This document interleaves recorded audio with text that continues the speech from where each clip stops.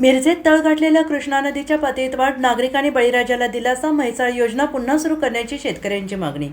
मिरजेत सलग 4 दिवस सुरू असलेल्या पावसाने तळ गाठलेल्या कृष्णा नदीच्या पाण्याच्या पातळीत झपाट्यानं वाढ होत आहे. कोरडे पडलेले पात्र आता भरून वाहू लागले आहे.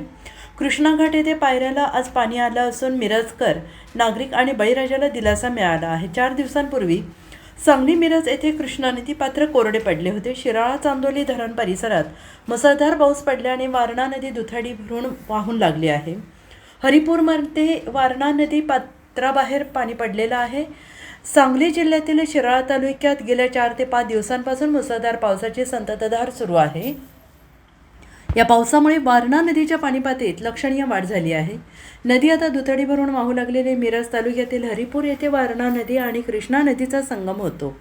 या ठिकाणी वारणा नदी पात्राबाहेर पडल्याने नदीकाठच्या परिसरातील अनेक शेतांमध्ये पाणी शिरलेलं आहे. त्यामुळे भातासह इतर पिकांची शेती पाण्याखाली गेली असून शेतकऱ्यांसमोर चिंता निर्माण झाली आहे. तर कृष्णा नदीच्या पाण्याच्या पातळीत झपाट्यानं वाढ होते असल्याने मिरज नदी काठावरील सर्व गावांना दिलासा मिळाला आहे. कृष्णा नदी कोरडी पडल्याने म्हैसाळ उपसा सिंचन योजना बंद ठेवण्यात आलेली आहे.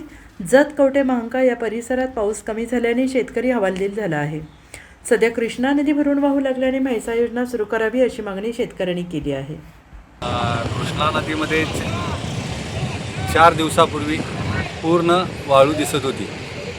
आता 2 दिवसात पाऊस सुरू झाल्यामुळे नदीला पाण्याचा वेग भरपूर वाढलेला आहे.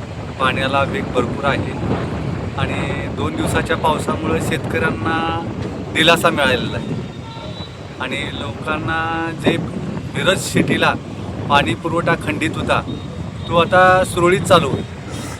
ही मेघ राजाची कृपा दृष्टी आपल्या शेतकऱ्यावरती पडली.